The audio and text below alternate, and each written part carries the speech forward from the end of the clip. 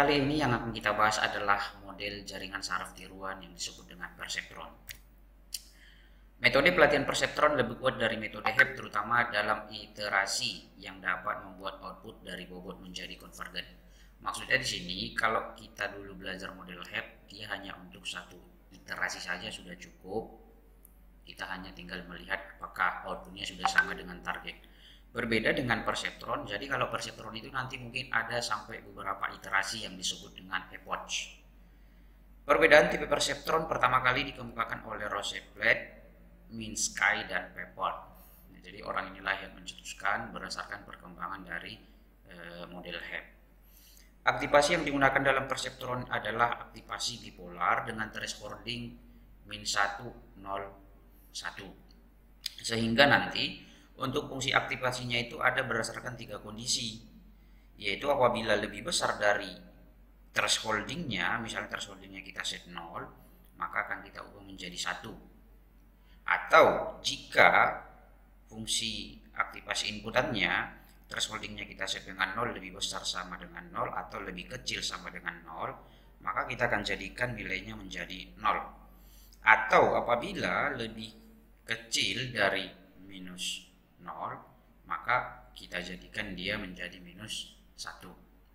Jadi ada 3 kondisi nanti tergantung apakah bipolar dan juga tergantung dari thresholdingnya. Arsitektur perseptron sederhana adalah terdiri dari beberapa input dan sebuah output. Tujuan dari jaringan adalah untuk mengklasifikasikan masing-masing pola input dan pola output, baik yang bernilai positif 1 atau yang bernilai negatif 1. Jadi hampir sama dengan metode HEP rule atau model HEP rule. Di sini juga terdapat ada beberapa input X1, X2, X3 sampai Xn, dan juga ada beberapa bobot W yang mana nanti akan menghasilkan satu output yaitu Y.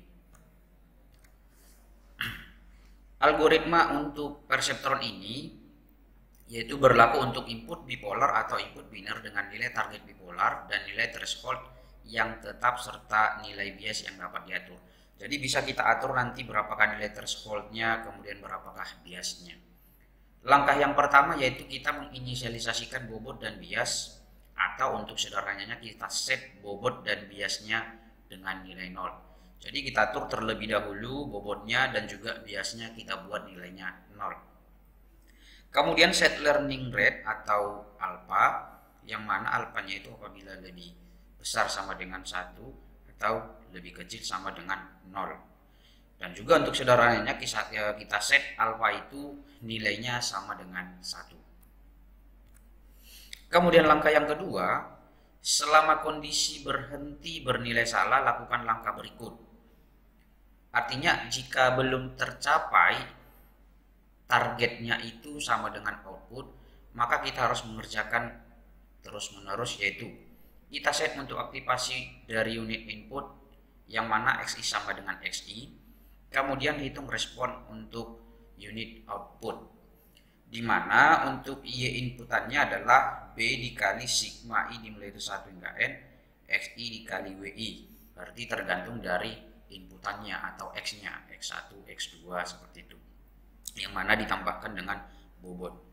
Kemudian untuk fungsi aktivasinya itu tadi ada yang berdasarkan 3 kondisi yang sudah kita jelaskan di awal. Apabila lebih besar dari 0 maka kita set 1, apabila lebih kecil sama dengan 0 atau lebih besar sama dengan minus 0 maka kita set sama dengan 0, atau apabila lebih kecil sama dengan lebih kecil dari 0 maka kita set dengan minus 1. Kemudian langkah yang ketiga adalah memperbaiki bobot dan bias jika terjadi kesalahan pada pola ini. Jika Y atau jika output tidak sama dengan target, maka delta W sama dengan alpha dikali T dikali XI. Kemudian WI baru sama dengan WI lama ditambahkan dengan delta W, di mana delta W sama dengan alpha dikalikan dengan XI dikalikan dengan T, hampir sama dengan di model HEP. Kemudian B baru atau bias baru sama dengan bias lama ditambah delta B dengan delta B sama dengan alpha dikalikan dengan T. Jika tidak, maka WI baru sama dengan WI lama atau B baru sama dengan B lama. Langkah yang keempat, jika masih ada bobot berubah maka kondisi dilanjutkan, jika tidak maka proses berhenti. Artinya jika belum sama target dengan bobot tadi, kita harus terus melakukan approach tadi atau iterasi tadi. Kalau sudah sama maka proses berhenti. Sebagai contoh, buat jaringan perseptron untuk menyatakan fungsi logika n dengan menggunakan masukan bipolar dan keluaran bipolar untuk bobot dan bias awal 0, kemudian alfanya 1 dan thresholdingnya atau tetanya sama dengan 0. Nah, jadi ini ada fungsi logika n. Kita akan coba dulu melakukan proses perhitungan dengan perseptron. Nah, jadi boleh kita buka Excel, di sini sudah saya sediakan.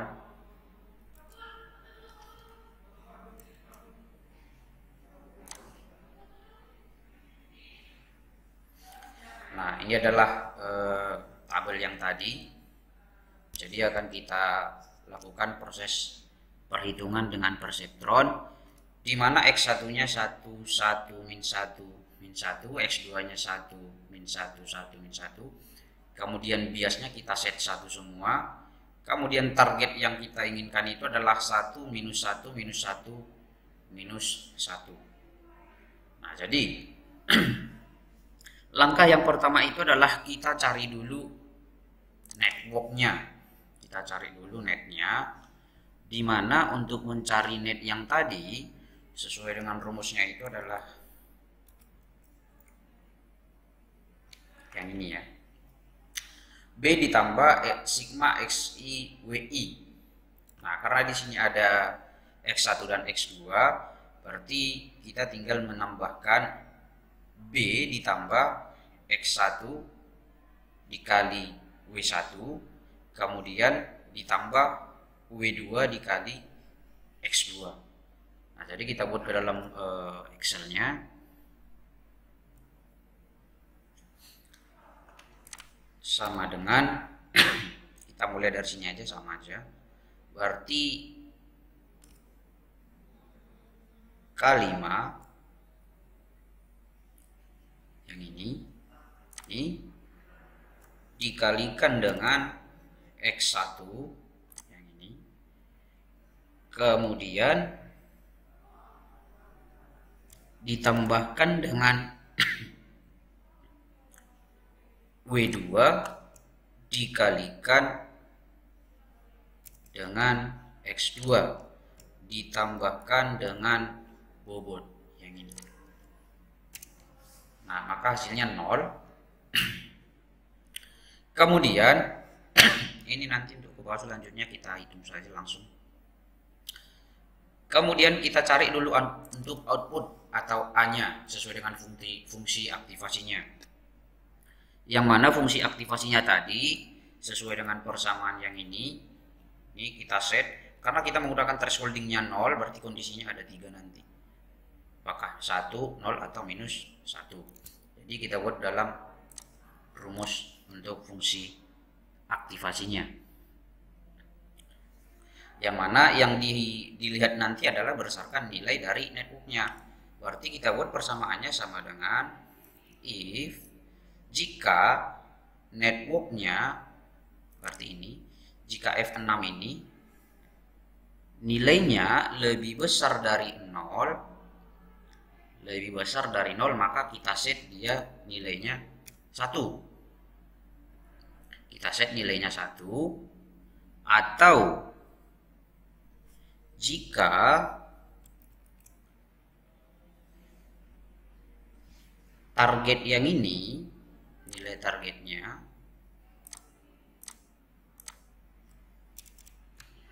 if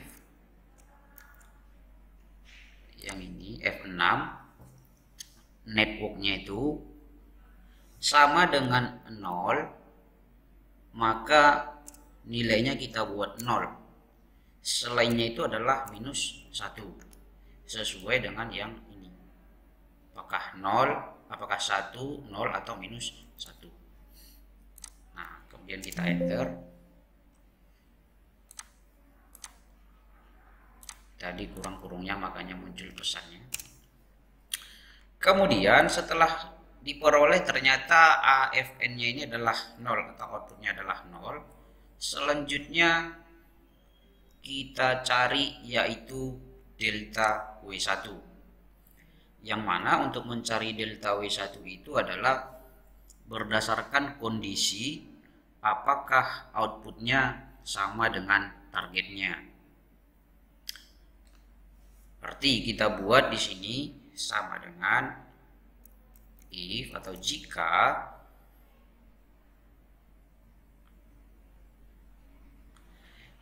output sama dengan target. Jika outputnya itu sama dengan target, maka nilainya sama dengan 0. Nilainya sama dengan 0. Tetapi kalau tidak sama, berarti nilainya itu adalah X1 dikalikan dengan target yang ini. Nah, maka di sini hasilnya 1. Hasilnya 1. Kemudian untuk delta W2 juga sama. Berarti untuk delta W2-nya juga kita buatkan sama dengan jika output sama dengan target yang ini, maka nilainya adalah 0.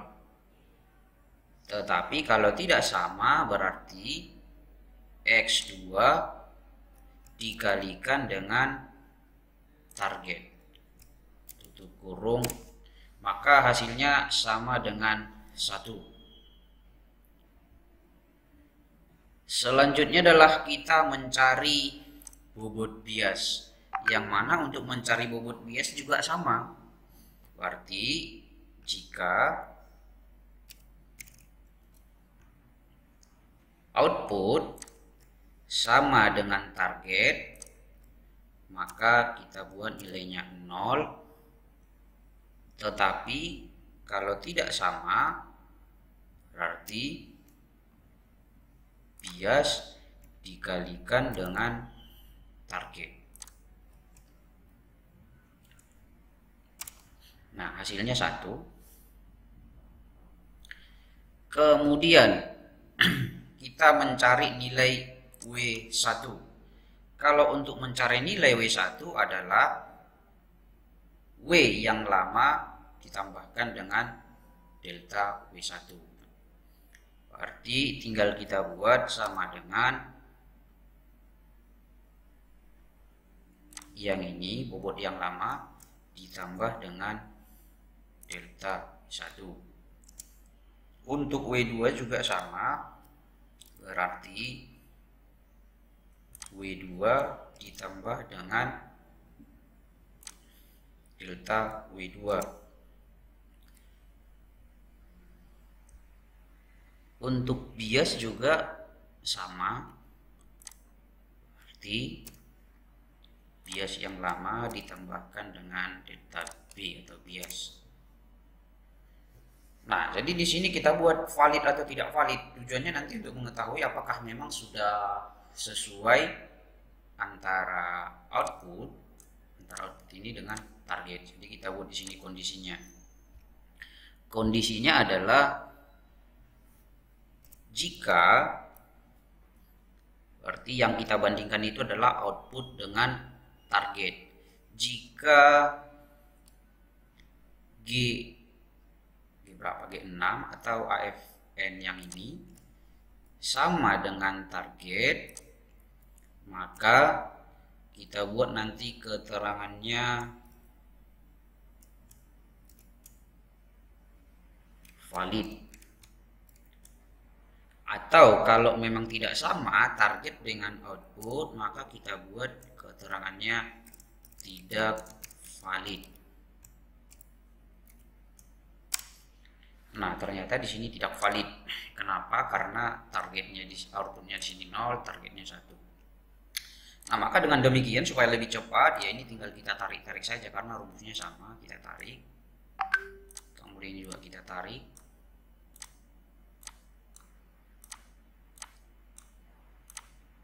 Biar lebih cepat.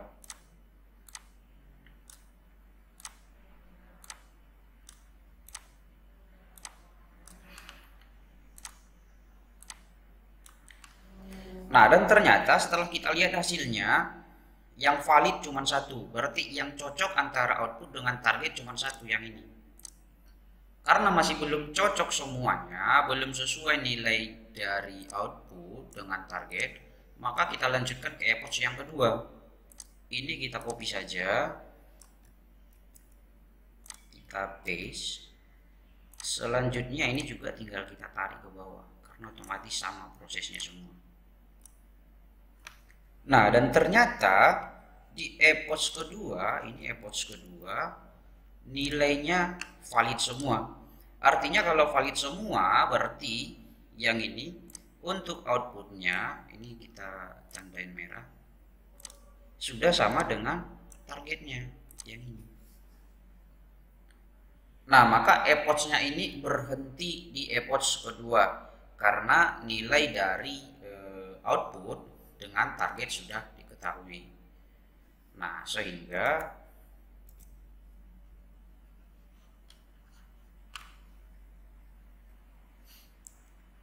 di sini hasilnya adalah seperti ini, yang tadi yang kita kerjakan di Excel. Maka di sini sudah cocok antara nilai dari output dengan targetnya. Atau kalau memang mau dihitung manual, ya silahkan boleh dihitung manual, tetapi untuk memudahkan kita menggunakan yang Excel saja. Yang ini nanti boleh silahkan di copy atau silahkan di downloadkan. Nah, maka daripada itu, karena sudah cocok antara target dan output, maka epochnya berhenti. Untuk penjelasan sederhananya supaya lebih gampang, misalnya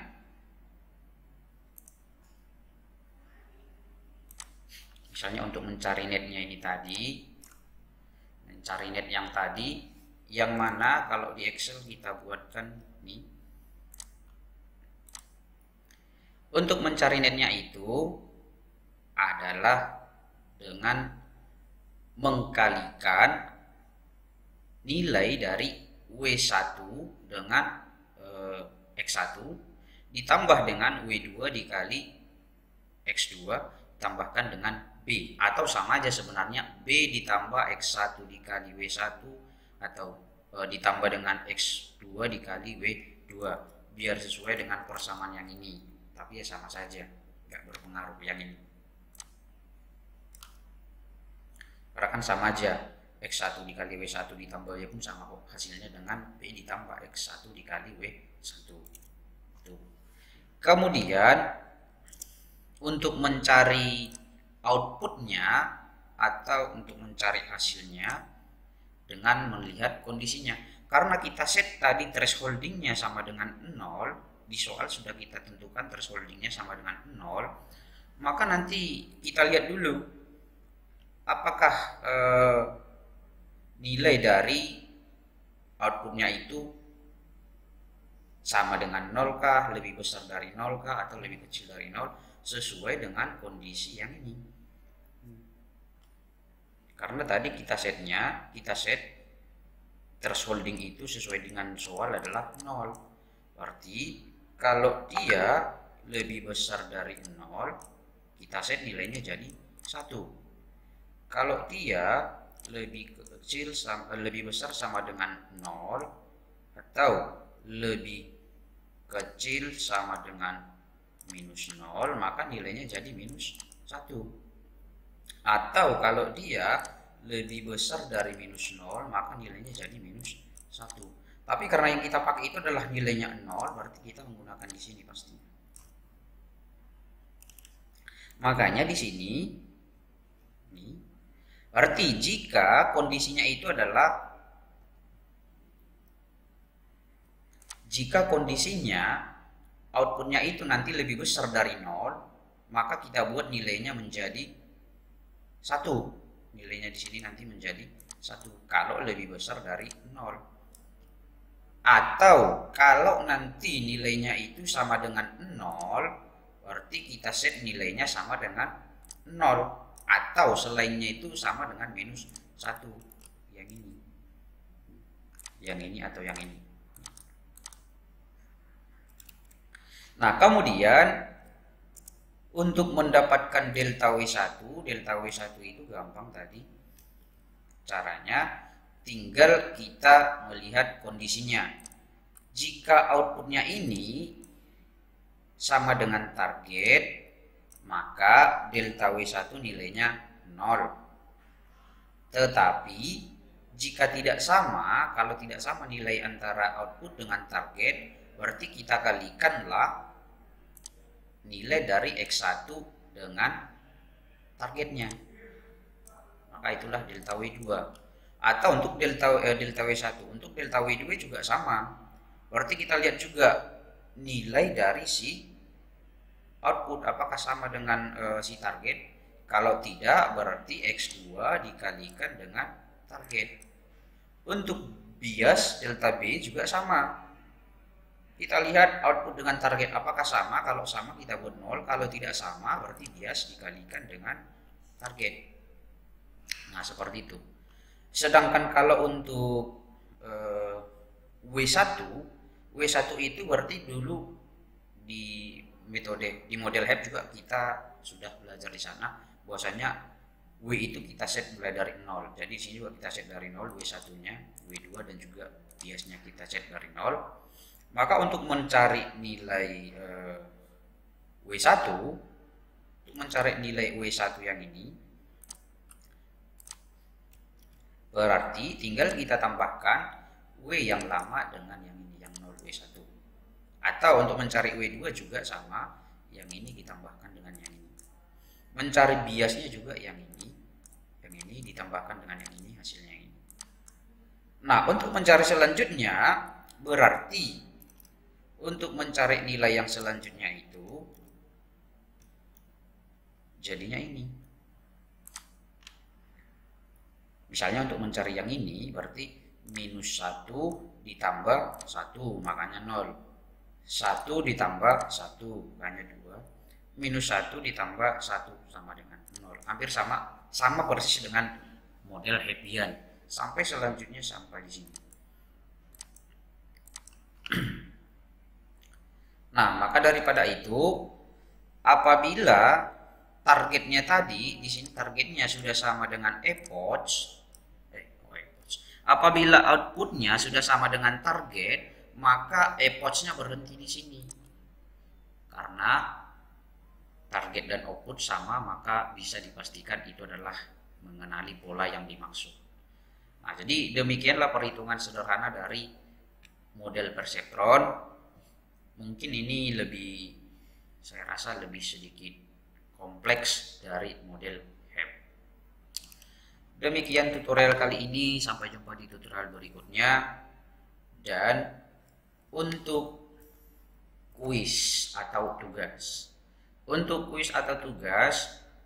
buatlah jaringan perseptron untuk menyatakan fungsi logika n dengan menggunakan masukan bipolar dan keluaran bipolar dengan alfa sama dengan 1, theta sama dengan 0,2. Jadi sebagai kisi-kisinya di sini tetanya 0,2. Kalau soal yang tadi tetanya sama dengan 0. Kalau tetanya sama dengan 0, berarti tadi dibandingkan di sini. Kalau tetanya 0,2, berarti lihatlah kondisi teta ini adalah 0,2. Nah, jadi silakan nanti dikerjakan.